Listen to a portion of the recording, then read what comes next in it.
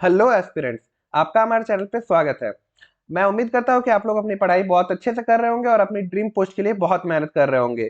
जैसे कि SSC CHSL 2021 का टाइपिंग टेस्ट कुछ वक्त पहले हो चुका है और जो भी 2021 वाले कैंडिडेट्स हैं जिनको लगता है कि उनका फाइनल सिलेक्शन हो सकता है, उनको बहुत उत्सुकता है जानने की कि पीए एसए एलडीसी में से कौन सा जॉब बेटर रहता है और कौन सा जॉब उनको फ्यूचर स्टडीज के लिए हेल्प कर सकता है, किसमें वर्कलोड ज्यादा है या किसमें वर्कलोड कम रहता है या वर्क प्रोफाइल कैसा रहता है। तो उनके डिमांड के आधार पे मैं ये वीडियो बना रहा हूँ कि एसएससी सीएचएसएल में पीएएसए या एलडीसी हम लोग को कौन सा जॉब ऑप्ट करना चाहिए और कौन सा जॉब हमारे लिए बेटर होता है रिगार्डिंग ऑल सर्कमस्टांसेस, कि हम लोग क्या क्या उस चीज में कंसीडर करेंगे। मैं पहले आपको वो दिखा देता हूँ उस वीडियो में। देखिए, सबसे पहले तो हम लोग वर्कलोड के बारे में देखेंगे। उसके बाद हम लोग देखेंगे कि उसमें होम स्टेट किसमें मिलने का ज्यादा प्रोबेबिलिटी है, फिर salary, promotion, transfer, working hours, working days और बेस्ट फॉर फर्दर स्टडीज। ये सब के बारे में मैं कंप्लीट डिटेल में आप लोग को इस वीडियो में बताने जा रहा हूँ कि कौन सा जॉब में कैसा आपका स्कोप है और क्या चीज आपके लिए बेटर रह सकता है अगर आप कैंडिडेट है जो कि सिलेक्टेड होने वाले हैं 2021 वाले के लिए। ठीक है, तो वीडियो को यार लास्ट तक देखना और वीडियो को बिल्कुल भी स्किप मत करना। वीडियो अच्छी लगे तो लाइक करना और चैनल को यार सब्सक्राइब करके रख लेना, क्योंकि जो भी आप लोग डीवी देने जाने वाले हो और जिनका पहला डीवी होने वाला है, अगर उनको डीवी के बारे में कुछ नहीं पता है कि सर्टिफिकेट वगैरह कौन सा हम लोग को प्रोड्यूस करना होता है या कास्ट सर्टिफिकेट वगैरह किस फॉर्मेट में होना चाहिए, तो मैं उससे रिलेटेड रिगार्डिंग एक जल्दी ही वीडियो लाने वाला हूं। तो इसलिए यार चैनल को सब्सक्राइब करके रख लेना, आप लोगों को बहुत हेल्प होगा। ठीक है, चलिए मैं स्टार्ट करता हूँ शुरू से। ठीक है, हम लोग फर्स्ट स्लाइड पे आते हैं। वेट, अरे हाँ, ये अब देखिए हम लोग फर्स्ट स्लाइड पे आएंगे और देखिए फर्स्ट स्लाइड में हम लोग को वर्कलोड के बारे में डिस्कस करेंगे। देखिए, वर्कलोड क्या रहता है पीएएसए और एलडीसी में। पीएएसए में क्या होता है कि आप जब भी वर्किंग आवर्स में अपने रहते हैं, आपको कुछ ना कुछ काम करते रहना पड़ता है। क्योंकि मैं 2019 सिलेक्टेड पीए हूँ, तो मैंने देखा है कि हाँ भाई, मेरा 1.5-2 महीना काम करते हुए लगभग हो गया है। तो ऐसा नहीं है कि आप वहां पे खाली बैठे रह सकते हैं। ऐसा भी नहीं कि बहुत ज्यादा वर्क प्रेशर रहता है जिसमें आप एकदम, आपके ऊपर टारगेटेड वर्क है कि आपको आज इतना वर्क कंप्लीट ही करके जाना है। बट अगर आप काउंटर पे है तो आपको पब्लिक डीलिंग करनी पड़ती है। ठीक है, काउंटर पे पब्लिक डीलिंग होता है यानी कि इन द सेंस आपको पब्लिक के साथ इंटरेक्शन करना होता है। वो बहुत लोगों को थोड़ा सा हेक्टिक लगता है, हमको भी स्टार्टिंग में लगा था, पर इतना भी हेक्टिक नहीं है। ठीक है, एक्चुअली मैं बता देता हूँ कि पब्लिक डीलिंग में भी अगर आपको मिलता है तो इतना भी हेक्टिक नहीं है। और बैक ऑफिस में तो ऐसा नहीं है कि आपको जैसे अभी है कि आपको 10 मिनट रेस्ट चाहिए तो आप नहीं कर सकते। ऐसा नहीं है, आप आराम से थोड़ा बहुत रेस्ट भी ले सकते हैं। पर हाँ, आपको लगातार काम करते रहना पड़ता है, बैठना नहीं होता है वहां पे। और देखिए, जो एलडीसी होता है आपका, एलडीसी में आपका क्लरिकल वर्क मोस्टली होता है। ठीक है, और उसमें आपको ज्यादातर वर्कलोड नहीं रहता, आपको थोड़ा बहुत वक्त मिल जाता है बीच में और ज्यादा आपको काम नहीं करना पड़ता है अगर आप पीएएसए से कंपेयर करेंगे। ठीक है, वर्कलोड के मामला में पीएएसए में थोड़ा सा ज्यादा वर्कलोड होता है, ये जरूर आप मान सकते हैं। पर इतना भी ज्यादा नहीं होता है कि एकदम आपका सर दर्द हो जाए, ऐसा भी नहीं होता है। लेकिन वर्कलोड थोड़ा ज्यादा होता है और विथ टाइम आप यूज टू हो सकते हैं। ठीक है, तो वर्कलोड के बारे में ये हुआ। और यार आप लोग टेलीग्राम चैनल को मेरा ज्वाइन कर सकते हो, इससे इसमें मैं आप लोगों को सारा भी कंटेंट जो भी एसएससी रिलेटेड होता है यूजफुल, मैं उसमें शेयर करते रहता हूँ। ठीक है, अब देखिए सेकंड वाला, होम स्टेट। होम स्टेट मिलने का प्रोबेबिलिटी आपको पता ही है कि पीएएसए की सबसे ज्यादा वैकेंसीज होती है। तो जब पीएएसए की वैकेंसी सबसे ज्यादा है तो होम स्टेट मिलने का प्रोबेबिलिटी पीएएसए में ही आपको सबसे ज्यादा होता है। ठीक है, और जो एलडीसी पोस्ट है वो मोस्टली दिल्ली साइड में होती है। तो जो भी दिल्ली वगैरह के मतलब कैंडिडेट्स होते हैं उनके लिए एलडीसी पोस्ट ज्यादा बेटर रहती है, क्योंकि उधर दिल्ली में वो लोग को मिल जाता है। और जो अगर अपना होम स्टेट चाहते हैं तब आपको फिर पीएएसए या सिलेक्ट करना होगा। उसमें आपका पीएएसए का वैकेंसीज भी आपका 2021 वाला का आउट हो चुका है, तो आप देख सकते हैं कि पीएएसए में कितनी वैकेंसीज है आपके स्टेट में। उसके हिसाब से आपको होम स्टेट मिलने का प्रोबेबिलिटी बहुत ज्यादा रहता है। ठीक है, तो ये चीज आप कंसिडर कर सकते हैं। अगर आपको होम स्टेट चाहिए या होम टाउन चाहिए तो आपको पीएएसए प्रेफर करना पड़ेगा। ठीक है, अब थर्ड पे हम लोग आते हैं, सैलरी। सैलरी से रिलेटेड मैंने पीएएसए का एक डेडिकेटेड पूरा वीडियो बना लिया है कि एक्स वाई जेड सिटीज में कैसी सैलरी रहती है। मैं उसका लिंक आपको कमेंट सेक्शन में पिन कर दूंगा और डिस्क्रिप्शन में भी दे दूंगा। ठीक है, तो आप लोग उसको कंप्लीट देख लेना कि पीएएसए में सैलरी कितना मिलता है। और एलडीसी और पीएएसए का सैलरी का अगर मैं बात करूं, दोनों में लगभग हर सिटी में, जैसे वाई सिटी है तो वाई सिटी में अगर पीएएसए का सैलरी आपका 40,000 के लगभग बन रहा है, तो आपका वही अगर आप एलडीसी में होंगे तो आप 7-8 हजार तो मिनिमम कम कर लीजिए। ठीक है, तो ऐसे 7-8 हजार तो अंतर हो ही जाएगा। मतलब एक्चुअली आपका लगभग 7-8 हजार का अंतर बनता है एलडीसी और पीएएसए का सैलरी में, क्योंकि एलडीसी आपका 1900 ग्रेड पे का जॉब है और जो आपका पीएएस है वो 2400 ग्रेड पे का जॉब है। ठीक है, तो 8-10 हजार भी कभी कभी आपका डिफरेंस बन जाता है सैलरी में। तो ये वो आपका सैलरी का अंतर। अगर आप हाई सैलरी वाली जॉब चाहते हैं तो आपको 2400 ग्रेड पे वाली पीएएस से ऑप्ट करना चाहिए। और अगर आपको लगता है कि नहीं भाई, वर्कलोड हमको थोड़ा कम चाहिए, हम थोड़ा कम सैलरी में भी सर्वाइव कर लेंगे, तो आपको एलडीसी ऑप्ट करना चाहिए तब। ठीक है, और मैंने अपना सैलरी स्लिप भी शेयर किया हुआ है। मैं 2019 में पीए सेलेक्टेड हूँ, तो मैंने अपना पहला सैलरी स्लिप भी शेयर किया हुआ है। आप लोग उसका वीडियो भी देख सकते हैं, मैं उसका भी लिंक कमेंट सेक्शन में पिन कर दूंगा। अब देखिए, प्रमोशन का जब बात आता है, क्या होता है कि जो पीएएस जॉब है इसमें प्रमोशन बहुत ही टफ होता है। आपका 8 साल के बाद आप डिपार्टमेंटल एग्जाम के लिए एलिजिबल होते हो, जिसके बाद आप नेक्स्ट ग्रेड पे में मूव कर सकते हो, और या तो आप वो एग्जाम देके आप हायर पोस्ट में जा सकते हो। पर 8 साल से पहले इसमें कोई भी प्रमोशन नहीं होता है।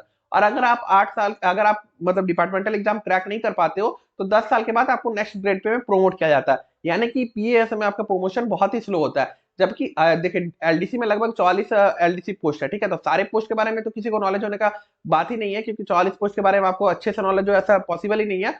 तो आपका एलडीसी में अगर ऑन यूजुअल हम लोग लेके चले, तो आप 3-4 साल के अंदर आप एलडीसी में डिपार्टमेंटल एग्जाम देने के लिए एलिजिबल हो जाते हो, और हायर पोस्ट में जाने के लिए एलिजिबल हो जाते हो। तो अगर हम 8 साल में एलडीसी में काम कर ले, तो हम पीएएसए से ज्यादा ग्रेड पे पहुंच सकते हैं, अगर हम डिपार्टमेंटल एग्जाम क्रैक कर ले तो एलडीसी में आपका प्रमोशन बहुत अच्छा है एज कम्पेयर टू पीएएसए। तो अगर आपको जल्दी जल्दी प्रमोशन चाहिए तो आप एलडीसी को ऑप्ट कर सकते हो, और अगर आपको लगता है कि नहीं यार हमको होम स्टेट चाहिए, सैलरी थोड़ी अच्छी रहेगी पीएसए की, तो आप पीएसए ऑप्ट कर सकते हो, ठीक है।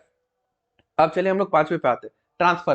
देखिए पीएसए में क्या है कि अभी एक रूल 38 के अकॉर्डिंग आप 1 साल के बाद ट्रांसफर आराम से अप्लाई कर सकते हो, ठीक है। तो पीएसए में ट्रांसफर आपको मिलने का भी प्रोबेबिलिटी इसलिए बढ़ जाता है क्योंकि इसकी वैकेंसी हर साल मैक्सिमम रहती है, ठीक है। तो इसीलिए आपकी पीएसए में मतलब आपको ट्रांसफर इजिली मिल जाता है। लेकिन हाँ, साउथ के कैंडिडेट्स हैं जो कि नॉर्थ में आना चाहते हैं, तो बहुत से ऐसे साउथ के कैंडिडेट्स हैं जो कि मतलब है नॉर्थ के ही और उनको साउथ में मिल गया है, तो सबको अप्लाई करके रखे हुए हैं। तो विथ टाइम आपको धीरे धीरे 1.5, 2, 3 साल तक आपको मतलब ट्रांसफर हो जाता है, ठीक है। उसमें दिक्कत नहीं होता है। एलडीसी में आपका ज्यादातर जॉब्स आपका दिल्ली के साइड में है, तो एलडीसी में ट्रांसफर में आपको थोड़ा बहुत दिक्कत आ सकता है अगर आपको होम स्टेट चाहिए तो, क्योंकि होम स्टेट में जरूरी नहीं है आपकी एलडीसी की वैकेंसी हुई, ठीक है। तो ये चीज आपको ध्यान में रखना है कि ट्रांसफर आपका पीएसए में इजिली हो जाता है एज कम्पेयर टू एलडीसी, ठीक है। अब उसके बाद देखिए वर्किंग आवर्स क्या रहता है। वर्किंग आवर्स आपका जो पीएसए का है वो देखिए ऐसे में क्या होता है कि नाइट शिफ्ट भी चलती है, ठीक है। तो नाइट शिफ्ट में अगर आपका वर्किंग आवर्स मान लीजिए अगर 10 बजे से सुबह का अगर 6 बजे तक है, तो आपको नेक्स्ट जो दिन है उस दिन को आपको नहीं जाना है। मतलब जैसे सपोज कीजिए आप 25 दिसंबर को है, ठीक है, आपका 10 से 6 अगर वर्किंग आवर्स है, तो उसके बाद आपका जो 26 दिसंबर को आपको तब नहीं जाना है, आपको 27 दिसंबर को रात 10 बजे आना है और सुबह 6 बजे आना है। और नॉर्मली जो आपका पीएसए में नॉर्मली दिन का वर्किंग आवर्स है वो क्या है कि सुबह 10 बजे आपको अराइव करना है, शाम को 6 बजे तक आपको वर्क करना है, ठीक है। ये आपका 8 घंटा का वर्किंग आवर्स होता है, जिसमें आपको हाफ आवर का लंच मिलता है, ठीक है। उसके बाद आपका जो एलडीसी होता है, एलडीसी में 9 to 5 का भी जॉब्स होता है और 10 to 6 का भी जॉब्स होता है। तो उस एलडीसी पे डिपेंड करेगा। अब देखिए अगर आप लोग जानना चाहते हैं कि आपको यार ये एएफएचक्यू चाहिए या तो सीजीए चाहिए, कोई आपको डेफिनेट मिनिस्ट्री के बारे में जानकारी चाहिए, तो आप उसके रिलेटेड यूट्यूब पे वीडियो सर्च कर सकते हैं कि आपको जिस भी मिनिस्ट्री के ऊपर इंटरेस्ट आता है कि हमको यार एलडीसी में ये वाला मिनिस्ट्री चाहिए, ठीक है। तो आप उस पर सर्च कर लीजिए, आपको अच्छे से कोई ना कोई डिटेल वीडियो उस पर मिल जाएगा, ठीक है। अब देखिए वर्किंग डेज क्या होता है।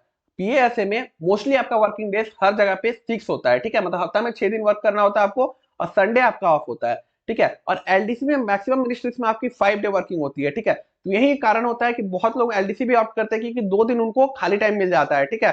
और आपका पीएएसए में बस 1 दिन छुट्टी मिलता है। लेकिन ये भी मैं आपको बता दूं कि ये तो ऑन पेपर होता है, लेकिन आपका जो पीएसए में भी है उसमें भी सैटरडे को बहुत जगह हाफ डे दे दिया जाता है अगर आपका काम नहीं रहता है तो ऐसा नहीं है कि सैटरडे को भी आपको फुल डे ही करना पड़ता है कंपल्सरी। लेकिन आपको अगर काम है तो फिर आपको फुल डे भी रुकना पड़ सकता है, क्योंकि अकॉर्डिंग टू रूल्स आपको 6 दिन वर्किंग है, ठीक है। तो आपको ये ध्यान में रखना है एलडीसी में 5 डे वर्किंग की वजह से बहुत लोग एलडीसी को भी प्रेफर करना चाहते हैं।